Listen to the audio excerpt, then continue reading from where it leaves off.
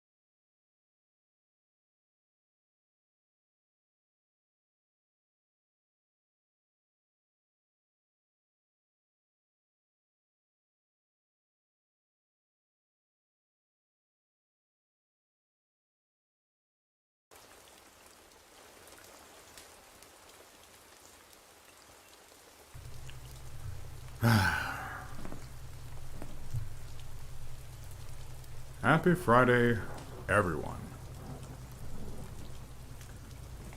Oh boy.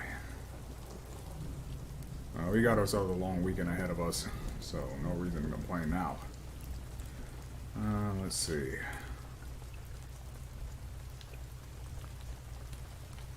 Making sure we got everything here.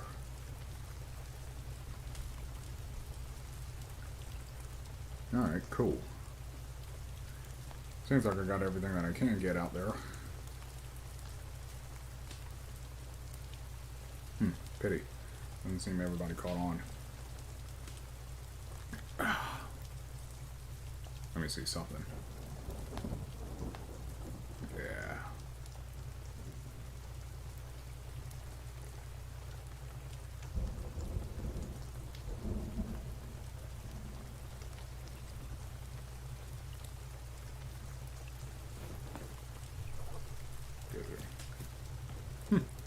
I actually went through. Strangely, it doesn't appear in the chat, but that's okay.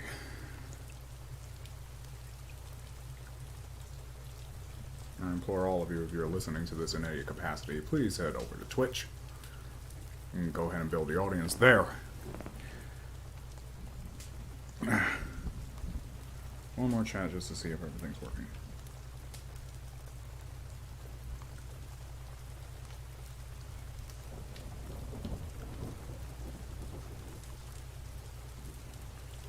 Yes. That is looking lovely. Alright. So, as stated, we are going into the next stage in the Cthulhu mythos with our reading tonight. This one is... where were we? Ooh. No, not the Hound. We already read the Hound. Festival.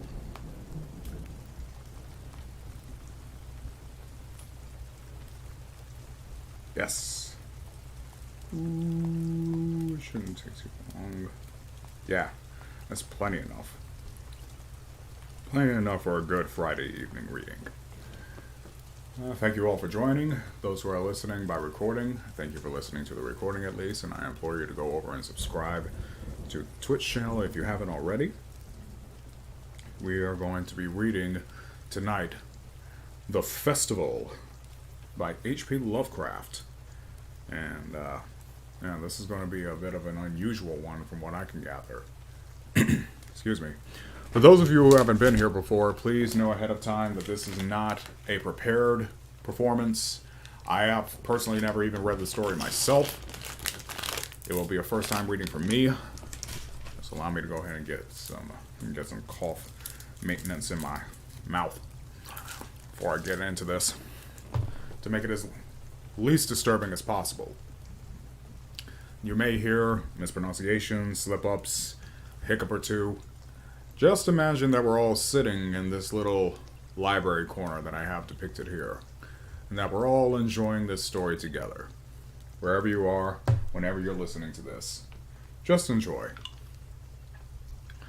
Oh, good. Ophelia managed to make it. So happy to see you. Oh, good. So, somebody managed to make it. I'm just looking to see if we can expand our audience by way of her. For those of you who don't know, Ophelia Doom has actually managed to reach 200 followers on Twitch recently. If you haven't given her a follow, please do so. We're trying to help each other out on that front. So, again, thank you all for visiting, either by recording or by the live stream itself. Once again, tonight we will be reading The Festival by H.P. Lovecraft. This was written in October of 1923 and was first published in Weird Tales, Volume 5, Number 1 in January of 1925. So without further ado, let's go ahead and begin. The Festival. It begins with a opening in Latin. See if I can read it. Efficiunt demonis, atque non sunt, sic tamen quasi sint, conspicienda omnibus exhibiant. By Lactantius. Translation: devils so work that things which are not appear to men as if they were real.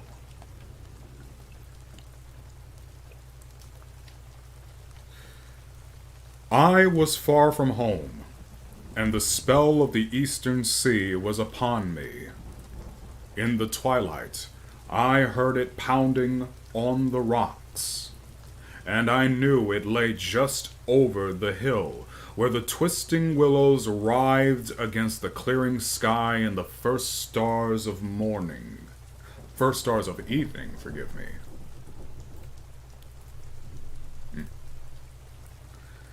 And because my fathers had called me to the old town beyond, I pushed on through the shallow, new-fallen snow along the road that soared lonely up to where Aldebaran twinkled among the trees. On toward the very ancient town I had never seen, but often dreamed of. It was the Yuletide, that men call Christmas, though they know in their hearts it is older than Bethlehem and Babylon, older than Memphis and mankind. It was the Yuletide, and I had come at last to the ancient sea town where my people had dwelt and kept festival in the elder time, when festival was forbidden, where also they had commanded their sons to keep festival once every century, that the memory of primal secrets might not be forgotten.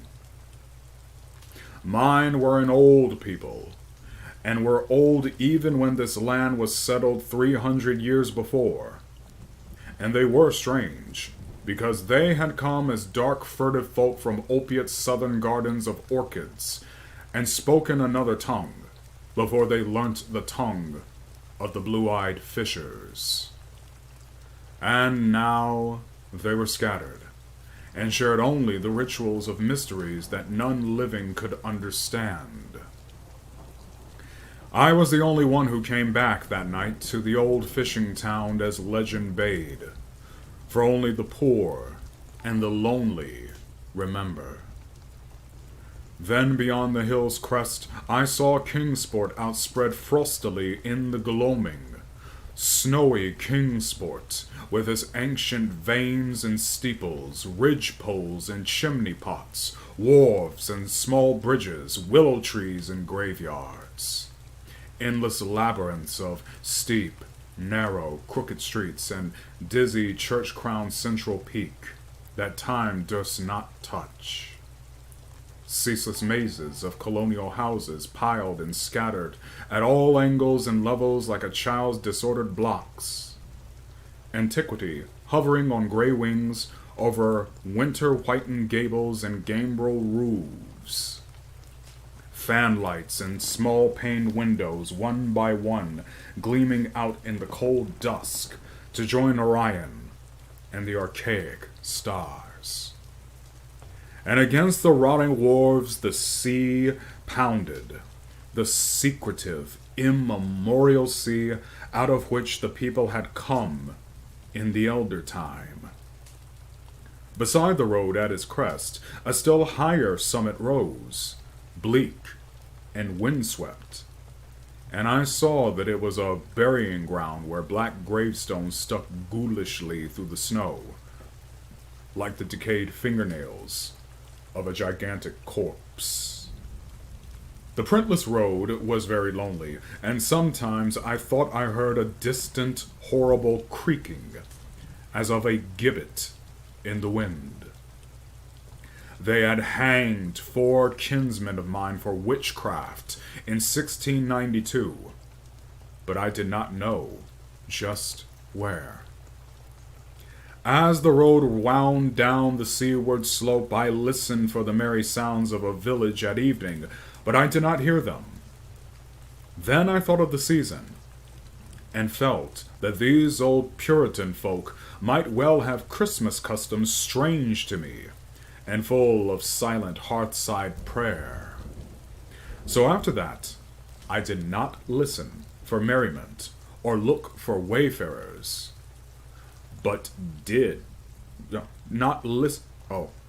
kept on down past the hushed, lighted farmhouses and shadowy stone walls to where the signs of ancient shops and sea taverns creaked in the salt breeze, and the grotesque knockers of pillared doorways glistened along deserted, unpaved lanes in the light of little curtained windows. I had seen maps of the town and knew where to find the home of my people. It was told that I should be known and welcomed, for village legend lives long. So I hastened through back street to Circle Court, and across the fresh snow on the one full flagstone pavement in the town to where Green Lane leads off behind the market house. The old maps still held good, and I had no trouble, though at Arkham they must have lied when they said the trolleys ran to this place, since I saw not a wire overhead. Snow would have hid the rails in any case. I was glad I had chosen to walk, for the white village had seemed very beautiful from the hill. And now I was eager to knock at the door of my people, the 7th house on the left in Green Lane, with an ancient peaked roof and jutting 2nd story, all built before 1650. There were lights inside the house when I came upon it, and I saw from the diamond window panes that it must have been kept very close to its antique state. The upper part overhung the narrow grass-grown street, and nearly met the overhanging part of the house opposite, so that I was almost in a tunnel, with the low stone doorstep wholly free from snow. There was no sidewalk, but many houses had high doors reached by double flights of steps with iron railings. It was an odd scene, and because I was strange to New England, I had never known its like before. Though it pleased me, I would have relished it better if there had been footprints in the snow, and people in the streets, and a few windows without drawn curtains. When I sounded the archaic iron knocker, I was half afraid. Some fear had been gathering in me, perhaps because of the strangeness of my heritage, and the bleakness of the evening, and the queerness of the silence in that aged town of curious customs. And when my knock was answered, I was fully afraid, because I had not heard any footsteps before the door creaked open. But I was not afraid long, for the gowned, slippered old man in the doorway had a bland face that reassured me, and though he made signs that he was dumb, he wrote a quaint and ancient welcome with the stylus and wax tablet he carried. He beckoned me into a low, candlelit room with massive exposed rafters and dark, stiff, sparse furniture of the 17th century. The past was vivid there, for not an attribute was missing. There was a cavernous fireplace and a spinning wheel at which a bent old woman in loose wrapper and deep poke bonnet sat back toward me, silently spinning despite the festive season.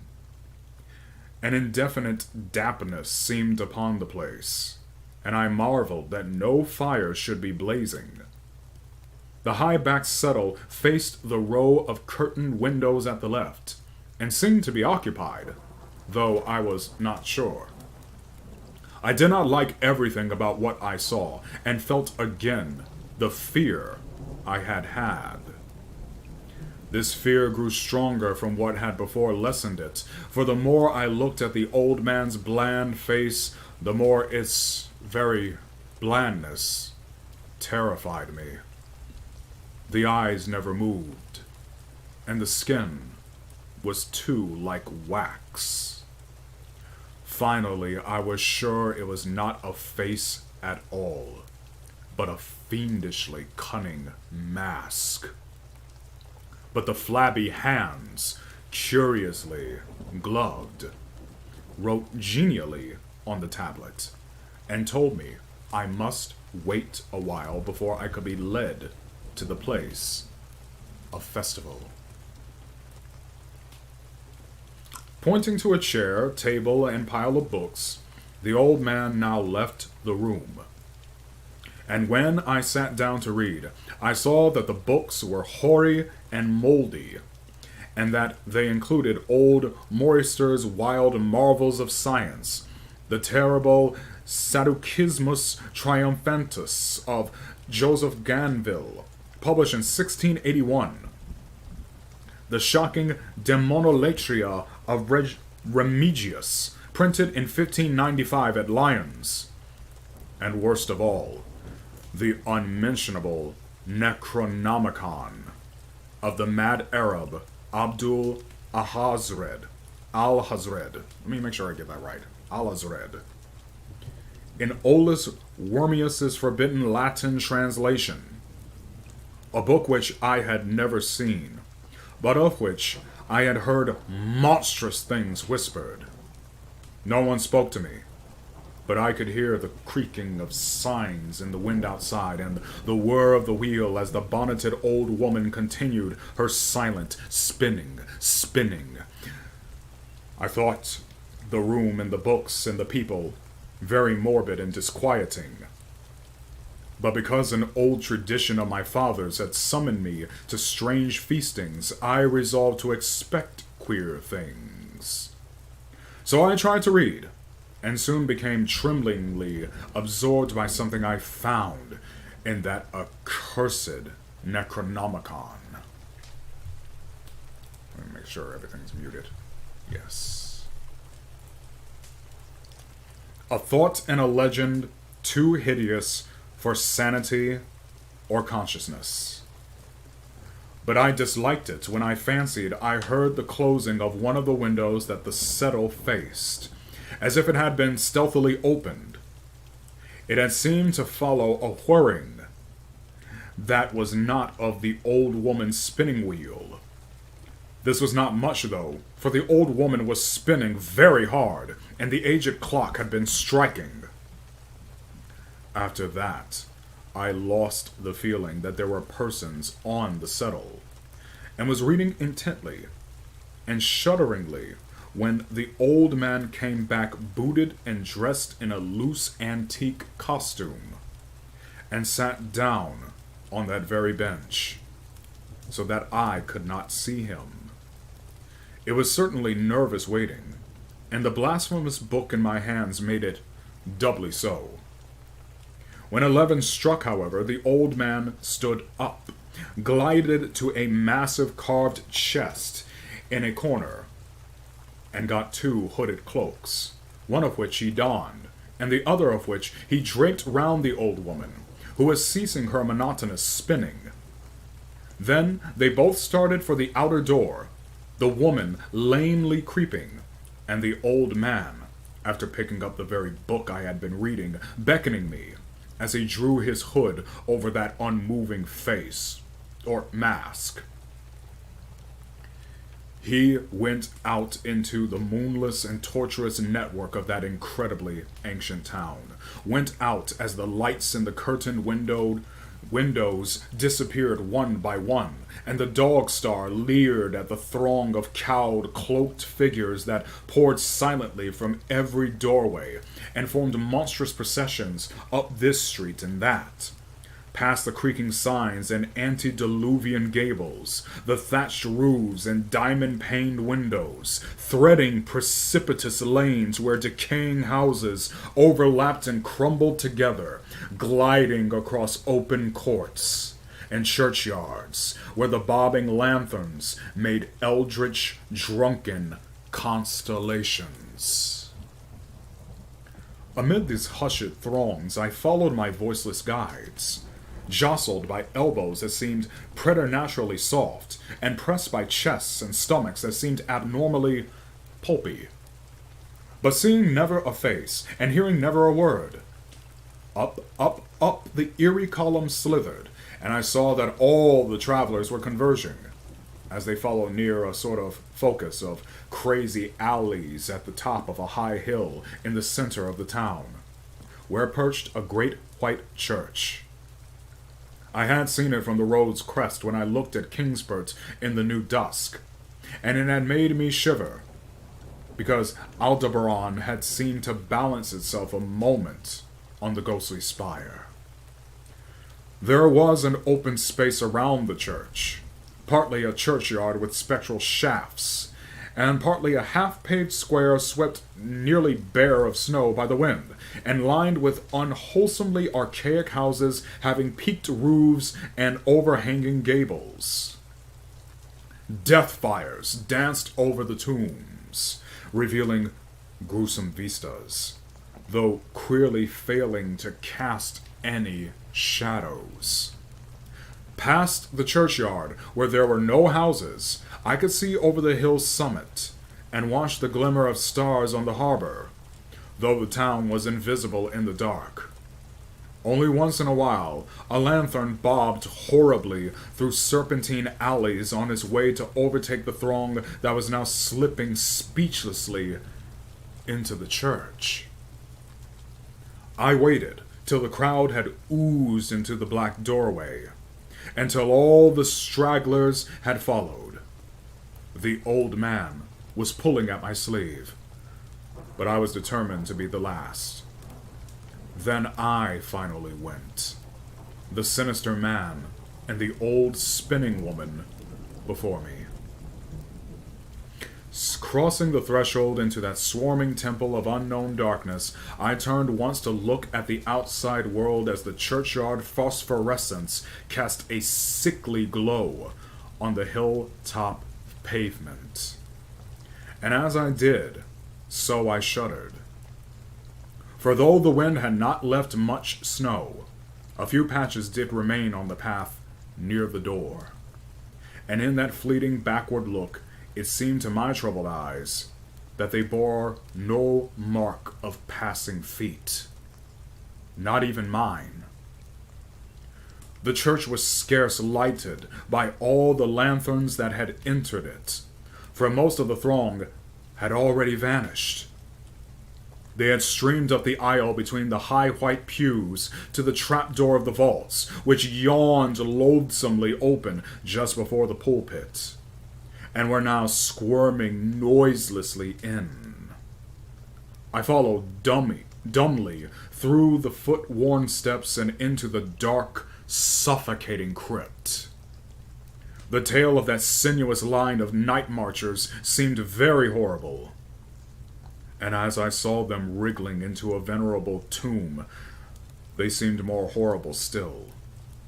Then I noticed that the tomb's floor had an aperture down which the throng was sliding, and in a moment we were all descending an ominous staircase of rough-hewn stone.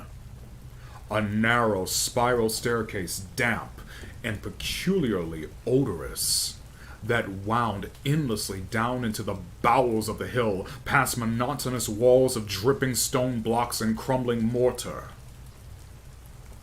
It was a silent, shocking descent, and I observed after a horrible interval that the walls and steps were changing in nature, as if chiseled out of the solid rock. What mainly troubled me was that the myriad footfalls made no sound and set up no echoes. After more aeons of descent, I saw some side passages or burrows leading from unknown recesses of blackness to this shaft of nighted mystery. Soon they became excessively numerous, like impious catacombs of nameless menace, and their pungent odor of decay grew quite unbearable.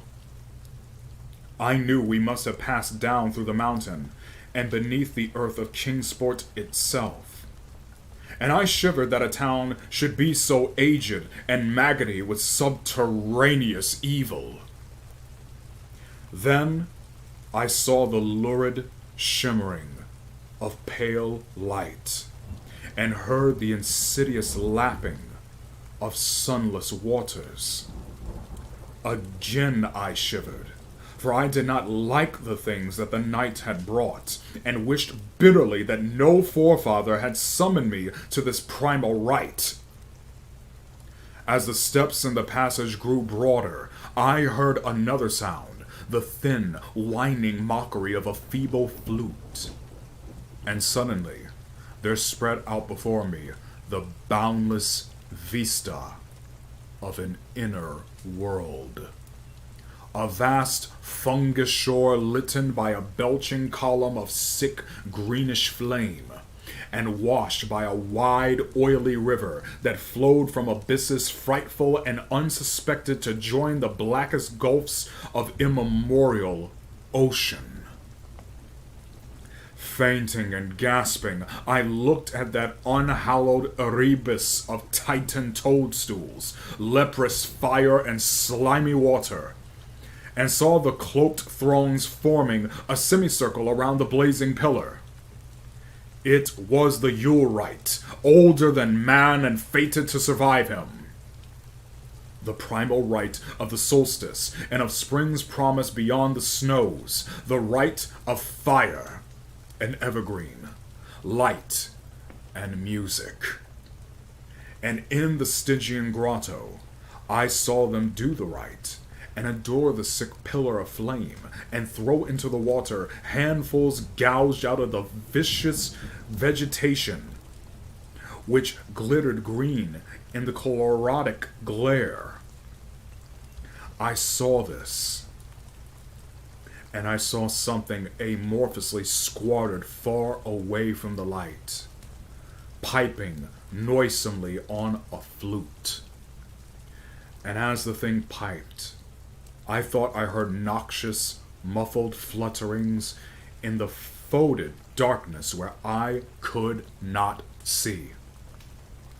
But what frightened me most was that flaming column, spouting volcanically from depths profound and inconceivable, casting no shadows as healthy flame should, and coating the nitrous stone above with a nasty, venomous verdigris. Let me make sure I'm pronouncing that correctly. No, verdigris. Good. Casting no shadows as healthy flame should, and coating the nitrous stone above with a nasty, venomous verdigris. For in all that seething combustion, no warmth lay, but only the clamminess of death and corruption. The man who had brought me now squirmed to a point directly beside the hideous flame, and made stiff ceremonial motions to the semicircle he faced. At certain stages of the ritual, they did groveling obeisance, especially when he held above his head that abhorrent Necronomicon which he had taken with him. And I shared all the obeisances, because I had been summoned to this festival by the writings of my forefathers. Then, the old man made a signal to the half-seen flute player in the darkness, which player thereupon changed his feeble drone to a scarce louder drone in another key, precipitating as it did so a horror unthinkable and unexpected. At this horror, I sank nearly to the lichened earth, transfixed with a dread not of this nor any world, but only of the mad spaces between the stars. Out of the unimaginable blackness beyond the gangrenous glare of that cold flame, out of the Tartarian leagues through which that oily river rolled uncanny, unheard, and unsuspected, there flopped rhythmically a horde of tame, trained, hybrid winged things that no sound eye could ever wholly grasp, or sound brain ever wholly remember. They were not altogether crows, nor moles, nor buzzards, nor ants, nor vampire bats, nor decomposed human beings, but something I cannot and must not recall. They flopped limply along, half with their webbed feet and half with their membranous wings. And as they reached the throng of celebrants, the cowed figures seized and mounted them, and rode off one by one along the reaches of that unlighted river, into pits and galleries of panic, where poison springs feed frightful and undiscoverable cataracts. The old spinning woman had gone with the throng, and the old man remained only because I had refused when he motioned me to seize an animal and ride like the rest. I saw when I staggered to my feet that the amorphous flute player had rolled out of sight, but that two of the beasts were patiently standing by. As I hung back, the old man produced his stylus and tablets and wrote that he was the true deputy of my fathers, who had founded the Yule worship in this ancient place. That it had been decreed I should come back, and that the most secret mysteries were yet to be performed. He wrote this in a very ancient hand, and when I still hesitated, he pulled from his loose robe a seal ring and a watch, both with my family arms, to prove that he was what he said. But it was a hideous proof, because I knew from old papers that that watch had been buried with my great, great, great, great grandfather in 1698. Presently, the old man drew back his hood and pointed to the family resemblance in his face. But I only shuddered, because I was sure that the face was merely a devilish waxen mask.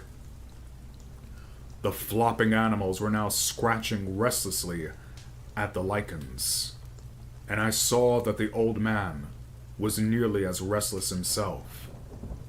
When one of the things began to waddle and edge away, he turned quickly to stop it, so that the suddenness of his motion dislodged the waxen mask from what should have been his head. And then, because that nightmare's position barred me from the stone staircase down which we had come, I flung myself into the oily underground river that bubbled somewhere to the caves of the sea. I flung myself into that putrescent juice of Earth's inner horrors before the madness of my screams could bring down upon me all the charnel legions these pest gulfs might conceal. At the hospital, they told me I had been found half frozen in Kingsport Harbor at dawn, clinging to the drifting spar that accident sent to save me. They told me I had taken the wrong fork of the hill road the night before, and fallen over the cliffs at Orange Point, a thing they deduced from prints found in the snow. There was nothing I could say, because everything was wrong. Everything was wrong, with the broad window showing a sea of roofs in which only about 1 in 5 was ancient, and the sound of trolleys and motors in the streets below. They insisted that this was Kingsport, and I could not deny it. When I went delirious at hearing that the hospital stood near the old churchyard on Central Hill, they sent me to St. Mary's Hospital in Arkham, where I could have better care. I liked it there, for the doctors were broad-minded, and even lent me their influence in obtaining the carefully sheltered copy of Alhazred's objectionable Necronomicon from the library of Miskatonic University. They said something about a psychosis, and agreed I had better get any harassing obsessions off my mind. So I read again that hideous chapter, and shuddered doubly, because it was indeed not new to me. I had seen it before, let footprints tell what they might, and where it was I had seen it, it were best forgotten. There was no one in waking hours who could remind me of it. But my dreams are filled with terror because of phrases I dare not quote. I dare quote only one paragraph, put into such English as I can make from the awkward Low Latin. "The nethermost caverns," wrote the mad Arab, "are not for the fathoming of eyes that see, for their marvels are strange and terrific. Cursed the ground where dead thoughts live new and oddly bodied, and evil the mind that is held by no head." Wisely did Ibn Shakabau say that happy is the tomb where no wizard hath lain, and happy the town at night whose wizards are all ashes. For it is of old rumor that the soul of the devil-bought hastes not from his charnel clay, but fats and instructs the very worm that gnaws, till out of corruption horrid life springs. And the dull scavengers of earth wax crafty to vex it, and swell monstrous to plague it. Great holes secretly are digged where earth's pores ought to suffice, and things have learnt to walk that ought to crawl.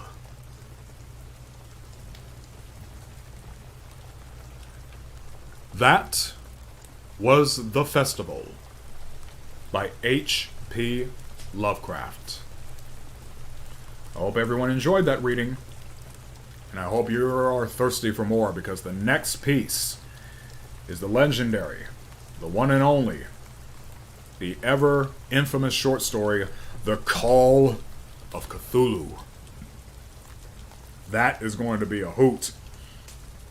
I'm excited to read that one. It's 3 chapters long. We'll spread it over 3 days. That's going to be a big one. That's the one work of Lovecraft that everyone knows, even if they've never heard of Lovecraft. So I hope you all will join me for that one. Thanks for everyone who did join me during the live stream. If you're listening to this over recording, I hope you enjoyed it. It is the 2nd of September, 2022, as of the time of this reading. And we got a long Labor Day weekend ahead of me. And ahead of the rest of us. Yes, Earhart Dave, glad you stuck around. And yes, the next one is going to be a big one. But for right now, I'm glad you all enjoyed it. I'm glad you all participated in this. And I hope you'll participate for the next ones. Again, I urge you all, please subscribe if you haven't yet, because I'm trying to build up my platform here to become a Twitch affiliate. I'm also streaming on YouTube and Facebook, but it's Twitch where I'm trying to build my audience the most. Not too sure what I'm going to be doing with my next stream. I'll probably be going back to one of my games. There's a number of really good horror, spooky games that I could be playing right now. And I'm going to discuss and debate with myself about what the next one will be. When will I be reading the next one? Probably Monday, since I'll have the day off, but we'll see. If you subscribe and hit the bell, you'll definitely get a notification when next time I'm live. So you'll know ahead of time, and I like to give everybody a few minutes, feel me around the place so they can come in and enjoy. But for right now, again, thank you all. Please take care of yourselves, take care of each other, and enjoy this long Labor Day weekend. I'll get you back to the music before signing off. Take care, and God bless.